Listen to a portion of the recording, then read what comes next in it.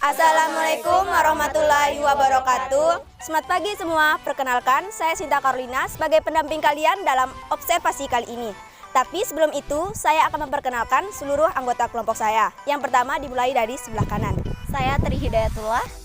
Saya Suci Maharani Gunawan. Saya Randy Iswandi. Saya Nisa Apriska Belinda. Saya Pipit Leni Lara. Saya Sahrul Ramadan. Nah teman, sekarang kita sudah berada di lokasi observasi. Nah lokasi yang kita pilih itu adalah lokasi tambak milik Pak Win yang berada di Dusun Labutrata, Kecamatan Lape. Untuk kita ketahui bahwa tambak ini sudah berdiri sejak tahun 1987 dengan luas 13 hektare. Selanjutnya saya akan memberikan kesempatan kepada teman saya untuk mewawancarai semua narasumber.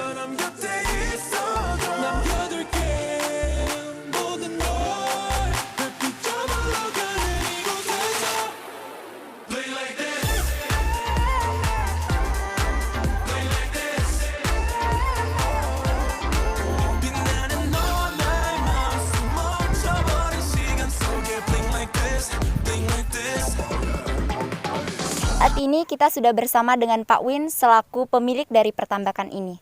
Selamat pagi Pak. Selamat pagi. Sebelumnya kami meminta izin kepada Bapak selaku pemilik tambak. Kami ingin mengadakan observasi, penelitian sekaligus wawancara seputar tentang pertambakan ini. Kalau boleh kami tahu alasan Bapak membangun pertambakan di sini apa, dan seperti yang kita tahu akses masuk jalan ke sini masih kurang baik dan jauh dari perkotaan. Jadi begini adik-adik. Jadi kenapa kita atau kami membangun tambak ini? Yang pertama dulu ya, saya selaku penyuluh perikanan. Ini sebagai pilot project bagi penyuluh ya, untuk sebagai percontohan.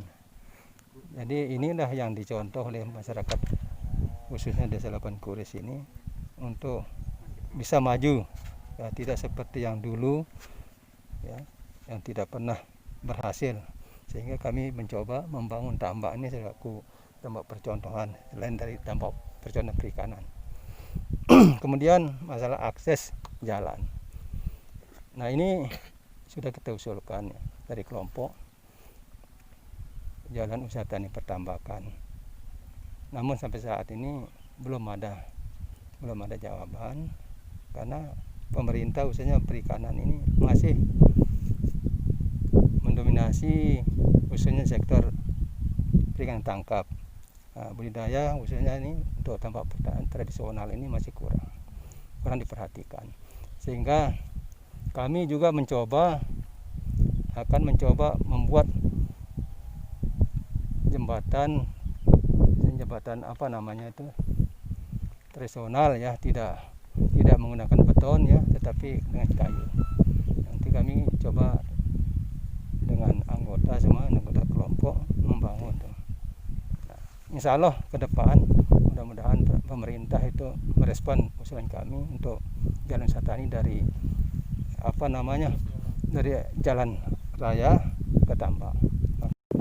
Ya, selain itu juga Pak, ada beberapa orang yang ketika ia memiliki jabatan yang sudah tinggi, seperti yang Bapak miliki sekarang ini kan, biasanya pemilik langsungnya kan jarang betul turun langsung ke lapangan. Terus apa sih yang membuat Bapak hingga berani terjun langsung ke lapangan seperti itu Pak? Nah, terima kasih. Jadi sebenarnya apa-apa yang kita usaha harus fokus ya. Harus fokus terhadap apa yang kita usahakan. Kalau tidak begitu tidak akan berhasil. Contohnya misalnya ada anak buah misalnya. Kalau kita tidak backup ya dari belakang gitu, tidak bisa kita andalkan 100%. Sehingga saya walaupun ada kegiatan saya atau selaku pegawai tetap saya terjun. Kalau tidak sore malam. Nah ini jadi selama ini kami coba pakai sistem itu tetap berhasil.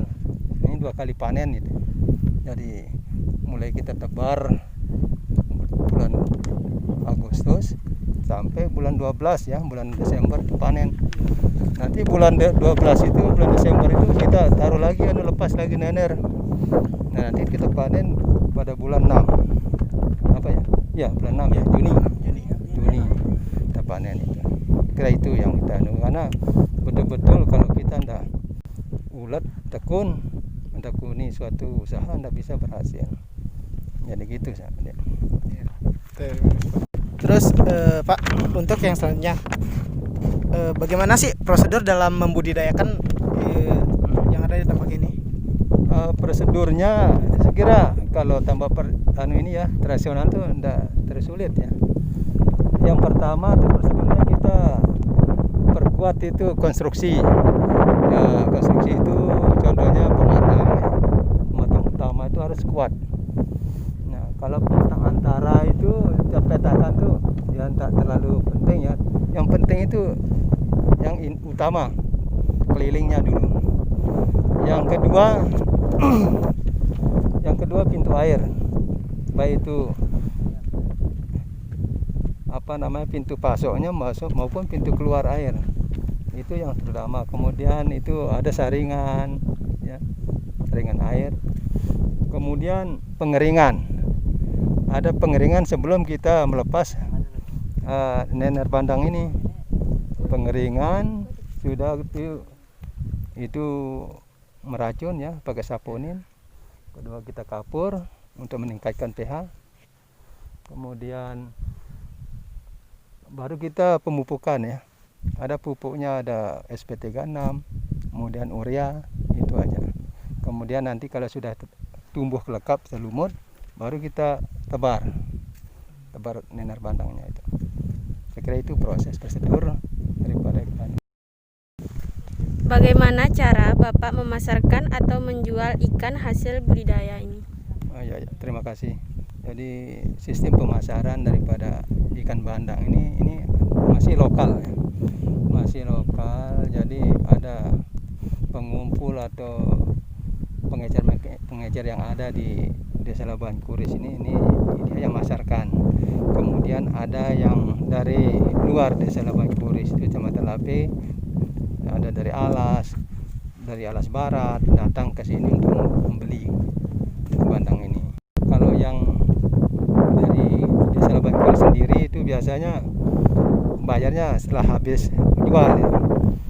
Jadi paginya dia pergi jual, sorenya baru dia bayar. Bapak memiliki 3 tambak, yaitu tambak udang, tambak mandor, dan tambak budidayak. Kira-kira dari ketiganya, apakah Bapak bisa menjelaskan bagaimana teknik-teknik perawatan setelah benih ditebarkan dalam tambak? Kalau kami di sini ada polikultur kayaknya ya. Ada bandang, ada udang. Nah, ada yang mono khusus bandang. Tapi kalau polikultur ini mungkin karena ada bantuan dari Dinas Perikanan yang dikasih kami. Nah, ini yang kita campur dengan bandang. Nah, gitu. Jadi seperti tadi tidak ada tambak khusus mujair, tidak ada. Cuman mungkin kebetulan aja masuk ya. Masuk itu kayak itu. Jadi hanya kami membudidayakan bandang aja.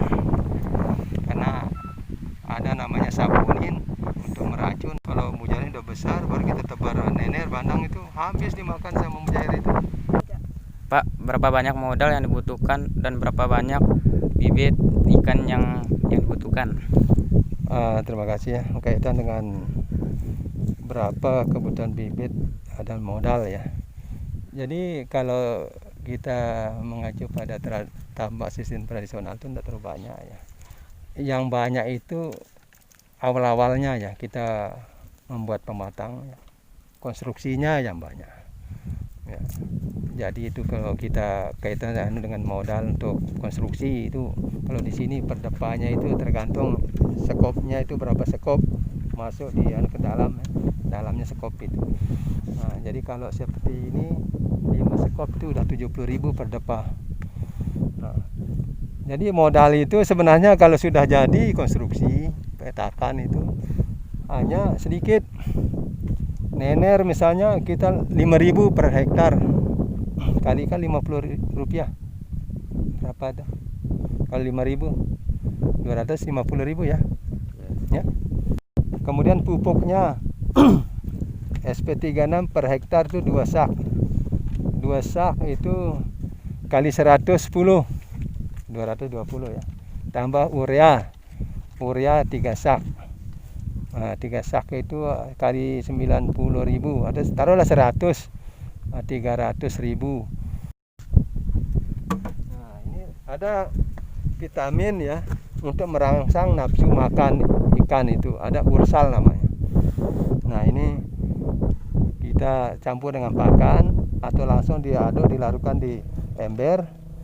Nah, ini 1 liternya itu untuk 2 liter lah per hektar ini, untuk merangsang nafsu makan, kemudian untuk menumbuhkan plankton ikan.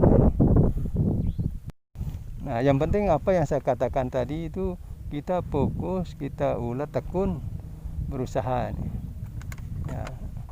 Jadi ada di bawahnya pelataran, ada ini PTW bahasa sini ya, beram namanya kalau bahasa perikanan ya, beram. Di sini caran, di dalam itu ada galian ya, ada galian, sudah itu pelataran. Nah ini, jadi ini yang dinaikkan tiap 2 tahun sekali. Ada itu apa namanya, lumpur yang udah membusuk, banyak mengandung NH3, dan bahasa kimianya itu mungkin tahu nanti, NH3 itu racun amonia itu. Ini yang membuat itu ikan tuh tidak mau makan itu. Nah, ini yang kita naikkan. Nah, itu per depa itu 20.000. Per depa naikkan cero itu. Naikkan lumpur yang udah bau busuk itu. Nah, sehingga jadi tanah yang baru lagi. Oh iya Pak, dalam proses pemasaran ikan tambak ini tentu akan ada jenis ikan yang lebih cenderung diminati. Jenis ikan apakah itu dan berapa harga jual per kilonya? Kebetulan sini hanya aja ya, hanya bandang yang dominan ya, yang kita budidayakan. Tapi kalaupun ada yang lain, misalnya mujair, ada jerejat ya, jerejat bahasa ini ya, belanak. Nah, ada serpi yang masuk secara alami itu, ini lain harganya. Kalau bandang itu, kalau eceran tuh di sini 25.000 per kilo. Ya, 25.000 dengan size itu, size-nya itu 6 sampai 5 naik sekilo. Size 5, 6.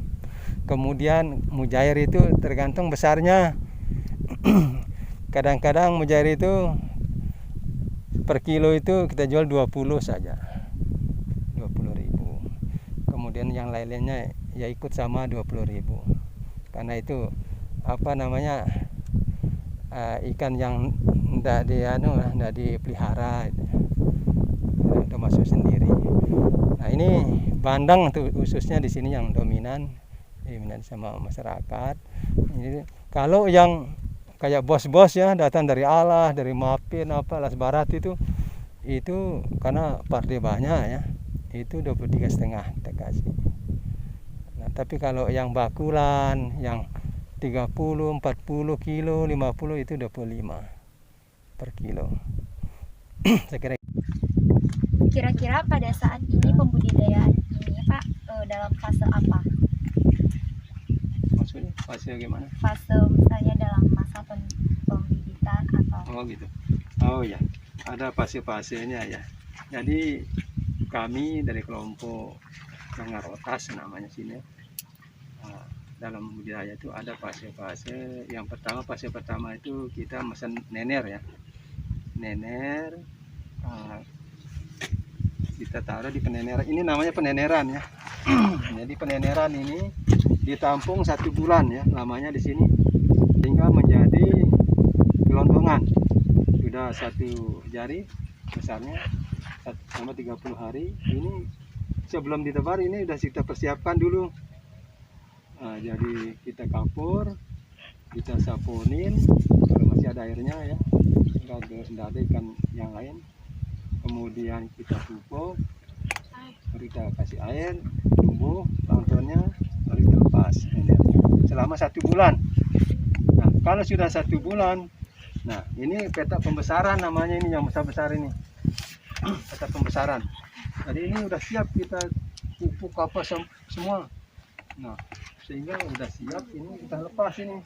Jadi ini pintu peneneran, kita angkat anunya tuh pintunya ada pintu di sana di kayu itu papan. Nah, sehingga dia keluar sendiri sama dan sebelahnya kan belum kita keluarkan ini ikannya, udah 2 jari dia. Nah jadi proses itu peneneran, fase itu peneneran 1 bulan udah jadi gelondongan, baru kita lepas dia di petak pembesaran. Nah, jadi sama diri ini masuk sendiri dia sudah aja dari petak peneneran langsung masing-masing peri anu nah cetakan nah itu. Jadi hanya itu aja fase-fasenya, yang tidak ada lain. Tidak fase. Dulunya kalau di teori itu ada fase anu petak buyaran ya, dari peneneran ada petak buyaran gelondongan lagi 1 bulan. Jadi terlalu lama sehingga kita coba cut dulu, potong anunya apa itu hasil siklusnya itu jadi petak peneneran langsung pembesaran. Nah, sekira itu ya fase-fase.